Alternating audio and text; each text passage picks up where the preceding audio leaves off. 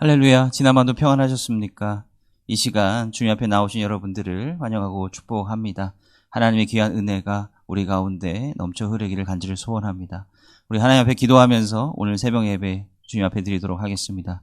사랑과 내가 마신 아버지 하나님 감사합니다. 오늘도 이 하루를 시작하는 이 시간 거룩하게 구별하게 하시고 이 시간을 주님 앞에 온전히 드릴 수 있게 하시 정말로 감사드립니다. 하나님, 주님의 말씀에 귀를 기울이고 주님의 말씀을 우리의 마음 가운데 새겨 넣을 수 있도록 주여 도와주시옵소서. 우리가 있어야 될 자리, 우리가 거해야 될 자리가 어디인지 분명히 깨달아 알 수 있기를 간절히 소원합니다. 하나님, 오늘 에스겔서의 말씀을 통하여서 하나님의 영광이 이 성전으로 돌아오는 그 귀한 은혜를 우리가 함께 나누려고 합니다. 하나님께서 그 옛날 에스겔을 통하여서 이 성전의 회복을 보여주셨듯이 오늘 우리가 살아가는 이 세상의 회복도 보여주시기 원합니다. 그리고 그 회복의 역사가 우리 믿는 이 신앙인들을 통해서 일어날 수 있기를 간절히 소원하오니 하나님 역사하여 주시옵소서. 예수님의 이름으로 감사하며 기도합니다. 아멘. 오늘 함께 나눌 말씀은 에스겔서 43장 1절부터 12절까지의 말씀입니다. 그 후에 그가 나를 데리고 문에 이르니 곧 동쪽을 향한 문이라. 이스라엘 하나님의 영광이 동쪽에서부터 오는데 하나님의 음성이 많은 물소리 같고 땅은 그 영광으로 말미암아 빛나니 그 모양이 내가 본 환상 곧 전에 성읍을 멸하러 올 때에 보던 환상 같고 그발 강가에서 보던 환상과도 같기로 내가 곧 얼굴을 땅에 대고 엎드렸더니 여호와의 영광이 동문을 통하여 성전으로 들어가고 영이 나를 들어 데리고 안뜰에 들어가시기로 내가 보니 여호와의 영광이 성전에 가득하더라. 성전에서 내게 하는 말을 내가 듣고 있을 때에 어떤 사람이 내 곁에 서 있더라. 그가 내게 이르시되 인자야, 이는 내 보좌의 처소, 내 발을 두는 처소, 내가 이스라엘 족속 가운데 영원히 있을 곳이라. 이스라엘 족속 곧 그들과 그들의 왕들이 음행하여 그 죽은 왕들의 시체로 다시는 내 거룩한 이름을 더럽히지 아니하리라. 그들이 그 문지방을 내 문지방 곁에 두며 그 문설주를 내 문설주 곁에 두어서 그들과 나 사이에 겨우 한 땅이 맡기게 하였고 또 그 행하는 가증한 일로 내 거룩한 이름을 더럽혔으므로 내가 노하여 멸망시켰거니와 이제는 그들이 그 음란과 그 왕들의 시체를 내게서 멀리 제거하여 버려야 할 것이라. 그리하면 내가 그들 가운데 영원히 살리라. 인자야, 너는 이 성전을 이스라엘 족속에게 보여서 그들이 자기의 죄악을 부끄러워하고 그 형상을 측량하게 하라. 만일 그들이 자기들이 행한 모든 일을 부끄러워하거든 너는 이 성전의 제도와 구조와 그 출입하는 곳과 그 모든 형상을 보이며 또 그 모든 규례와 그 모든 법도와 그 모든 율례를 알게 하고 그 목전에 그것을 써서 그들로 그 모든 법도와 그 모든 규례를 지켜 행하게 하라. 성전의 법은 이러하니라. 산 꼭대기 지점의 주인은 지극히 거룩하리라.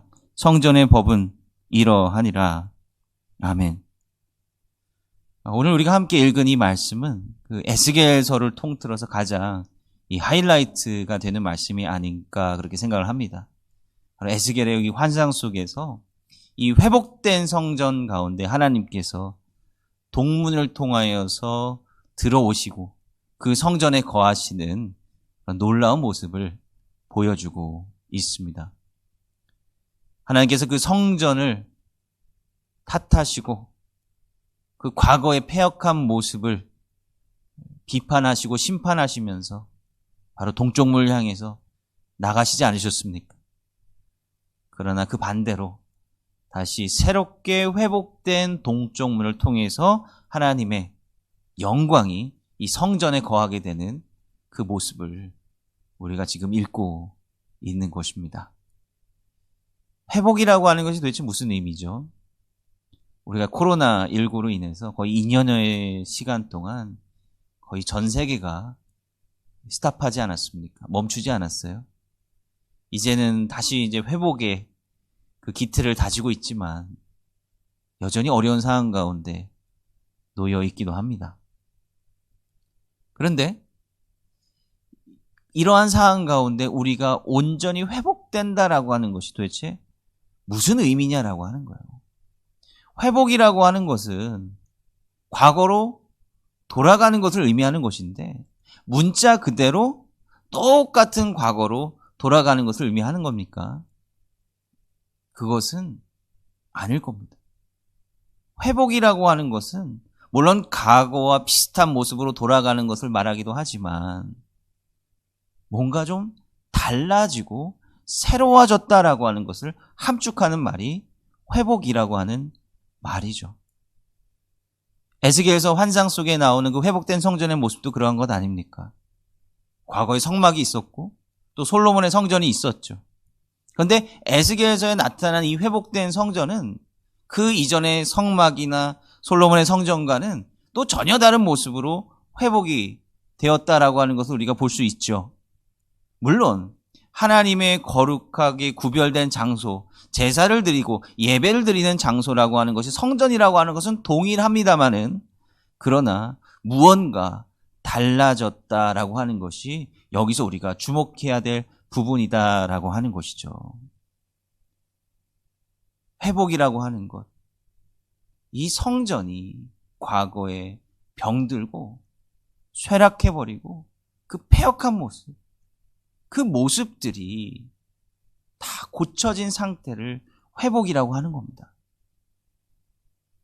상처나고 썩고 문드러지고 이 부분을 하나님께서 다 도려내고 치유하시고 이런 과정을 거쳐서 다시금 세워진 성전이 바로 에스겔 성전이다라고 하는 것이죠. 우리가 이 회복되는 과정과 이 회복된 모습의 성전을 바라보면서 그러면 우리가 하나님의 은혜를 통하여서 회복되어야 될 부분이 무엇인가 이것을 생각해 봐야 된다라고 하는 것입니다. 7절에서 하나님께서 이곳으로 돌아오시면서 이렇게 말씀을 하시죠. 그가 내게 이르시되 인자에 있는 내 보좌의 처소, 내 발을 두는 처소, 내가 이스라엘 족속 가운데 영원히 있을 곳이다. 여기서 중요한 게 뭡니까? 영원히 있을 곳이다라고 하는 것이 굉장히 중요하다라고 하는 거죠. 사실 하나님께서는 이스라엘 백성들을 한 번도 떠나보신 적이 없으세요. 당시에 유다 백성들의 입장에서는 성전이 파괴되었을 때 하나님께서 우리를 떠나셨구나 이렇게 착각했을런지는 모르겠지만 분명히 하나님께서는 에스겔을 통해서 말씀하셨잖아요. 저들이 어디 있든지 간에 내가 저들을 위해서 잠깐 동안 내가 친히 성소가 되어줄 것이다라고 하나님께서 말씀하셨잖아요. 그죠? 하나님께서는 언제나 우리와 영원히 함께 거하시겠다라고 분명히 약속하셨고 그 약속을 한 번도 어기신 적이 없어요. 문제는 뭐냐? 우리죠. 우리가 영적으로 병들고 우리가 영적으로 타락하여져서 하나님이 계신 곳, 하나님이 그 계신 방향을 망각하고 우리가 다른 곳으로 가다가 낙마하고 넘어질 뿐이지 하나님께서는 한 번도 우리를 버리신 적이 없으시다라고 하는 거예요. 낙마하고 넘어진 우리들을 하나님께서 다시 꿰매고 상처를 싸매주시고 치료해 주시는 겁니다. 그걸 통해서 다시금 회복의 역사를 우리 가운데 베풀어 주고 계시다라고 하는 것을 우리는 에스겔 성전의 회복을 통해서 바라볼 수 있어야 된다라고 하는 거예요. 우리가 코로나 시대를 겪어오면서 이제 우리의 기도 제목은 이 회복해 하여 주시옵소서. 바로 이것을 대해서 우리가 기도해야 될 때죠. 더욱 집중적으로 기도해야 될 때입니다. 그런데 우리가 무엇을 통해서 무엇이 회복되어야 됩니까? 어떤 부분을 우리가 도려내야 되는 것이죠? 과거에 우리가 고쳐져야 되고 우리가 과감히 버려야 되고 과감히 잘라내야 될 부분이 도대체 무엇이냐라고 하는 것입니다. 이 코로나 상황은 우리로 하여금 많은 것을 생각하게 하지 않습니까? 특히 신앙적인 부분에 있어서 우리의 많은 부분들을 또 생각하지 않게 하십니다. 하나님께서 회복의 역사를 우리 가운데 분명하게 내려주실 것입니다. 그러나 그 회복의 시대를 우리가 살아갈 때에 우리 스스로도 변화되어야 되지 않겠느냐라고 하는 거예요. 과거에 우리의 잘못된 삶의 모습이 있다라고 한다면, 연약한 신앙의 모습이 있다라고 한다면 고치고 도려내야 되고 치유받아야 되는 그런 부분들이 분명히 우리 가운데 있음을 깨달아 알아야 된다라고 하는 것이죠. 회복은 저절로 오는 것이 아닙니다. 사실 하나님께서 이 에스겔에서 우리가 오늘 읽은 본문을 통해서 이 회복에 대한 말씀을 해주시고 계신데요. 회복이라고 하는 것이 거저 주어지는 것이 아님을 또한 하나님께서 말씀해 주시고 계십니다. 왜죠? 하나님께서는 아주 훌륭한 의사가 되셔서 우리를 회복하실 준비가 분명히 되어 있습니다. 그런데 우리가 아프고 찢기고 상처 입은 그런 환자인데 병원에 가지 않는다면 무슨 소용이 있겠습니까? 분명히 아픈데 우리가 아픔을 느끼지 못하는 그런 무감각한 상태가 되어버린다고 한다면 어떻게 치료받고 회복될 수가 있겠느냐라고 하는 것입니다. 하나님께서 사실 아픈 기억을 다시 떠올리게 하시죠. 우리가 며칠 전에 함께 나눴던 말씀이기도 한데요. 이 성전이 얼마나 폐역한 장소로 사용되었는가. 왕들이 아마도 이 에스겔에서 성소 뒤에 있는 서평 건물을 말하는 것 같은데 담 하나를 놓고 거기에 안에서 음행하고 죄를 지었던, 그리고 성전이라고 하는 것을 세속적인 권력의 수단으로 삼았던 그런 폐역한 과거의 모습을 하나님께서 상기시키시잖아요. 그것을 뭐라고 표현하십니까? 왕들이 시체가 있는 곳이라고 말씀하십니다. 하나님의 영원성, 그리고 왕들의 시체, 이것이 지금 대비되고 있는 거죠. 그들이 저 성소를 발판 삼아서 잘못된 믿음과 신앙을 가지고 백성들을 호도하지만 그 권력이 얼마나 가겠느냐라고 하는 거예요. 결국은 그들이 그렇게 추구하고 소유하려고 했던 권력도 유한한 것이고 남아있는 것은 썩은 내가 진동하는 그들의 시체뿐이다라고 하는 것입니다. 치유되지 못하니까 죽는 거죠. 치유되지 못하니까 영원히 썩어버리는 존재가 되어버렸다라고 하는 거예요. 이런 존재가 되겠느냐? 이 세상에 아무리 큰 권력과 힘을 가진다 할지라도 치료되지 못하면, 회복되지 못하면 저렇게 악취나는 존재로 남아서 오히려 하나님의 이름을 더럽히는 그런 죄를 짓게 된다라고 하는 거예요. 하나님께서 에스겔에게 이 성전의 형상에 관한 모습을 이스라엘 백성들에게 이제 나아가서 알려주라고 하나님께서 말씀하십니다. 지금 우리가 그 기록을 보고 있는 것 아닙니까? 에스겔이 보았던 환상을 조목조목 이스라엘 백성들에게 들려주었을 것입니다. 그런데 하나님께서 굉장히 중요한 말씀을 하고 계시죠. 10절과 11절의 말씀입니다. 인자야, 너는 이 성전을 이스라엘 족속에게 보여서 그들이 자기의 죄악을 부끄러워하고 그 형상을 측량하게 하라. 만일 그들이 자기들이 행한 모든 일을 부끄러워하거든. 이게 굉장히 중요한 것 같습니다. 에스겔로 하여금 하나님께서는 이 성전의 모습을 이스라엘 백성들에게 보여주라라고 하는 거예요. 그가 듣고 보았던 이 성전에 원래 이렇게 존재했어야 되는 그 성전의 모습을 보여주라라고 하는 거예요. 이스라엘 백성들이 자신들 나름대로 경험했던 성전과 이 새로운 성전의 모습을 비교하게 되지 않겠습니까? 스스로 측량하게 하라 이렇게 말씀하고 있습니다. 스스로 비교해 보라라고 하는 거예요. 그제서야 이스라엘 백성들이 무엇이 잘못되었구나. 아, 우리가 이렇게 잘못된 신앙생활을 했구나. 우리가 이렇게 타성에 젖은 신앙생활을 했구나. 이것을 스스로 깨닫게 하라라고 하는 거예요. 그리고 그들이 먼저 무슨 감정을 느끼는지 보라라고 하는 건 바로 부끄러움의 감정이다라고. 부끄러워해야 된다라고 하는 거예요. 믿음의 성숙은 바로 이 부끄러움으로부터 시작이 되는 겁니다. 하나님 앞에서 우리는 얼마나 많은 부끄러움을 느끼면서 살아가고 있습니까? 하나님 앞에 살아가실 때 떳떳하십니까? 내가 하는 모든 행동, 내가 하는 모든 말, 이것이 하나님 앞에 떳떳하게 이루어지고 있다. 이렇게 자부하면 생각하십니까? 아니면 아예 모른 채 하십니까? 내가 하는 행동이나 내가 하는 말이 하나님 앞에 어떻게 비춰지게 될 것인가, 아예 그런 생각을 하지 않으면서 자기 합리화를 하면서 살아가고 계십니까? 그러나 그렇게 해서는 우리의 믿음과 신앙이 깊어질 수가 없다라고 하는 거예요. 하나님께서 분명히 단서를 말씀해 주고 계시는 거예요. 그 다음 단계, 그 다음에 더 나은 가르침, 더 깊은 가르침을 이스라엘 백성들이 받기 위한 단계는 뭐냐면 그들이 먼저 부끄러움을 느껴야 된다라고 하는 것입니다. 우리가 잘못됐고, 우리가 범죄하였고, 우리가 정말 크나큰 죄악을 하나님 앞에 저질렀구나 라고 하는 부끄러움을 느껴야 회복의 여지가 생기는 거예요. 아까도 말씀드렸다시피 우리의 환부를 알고 우리의 고통을 알고 우리의 아픔을 분명하게 고백을 해야 의사를 찾아가고 그 의사로부터 치유함을 받게 되고 회복하게 되는 그러한 것을 경험하게 되는 것 아니겠습니까?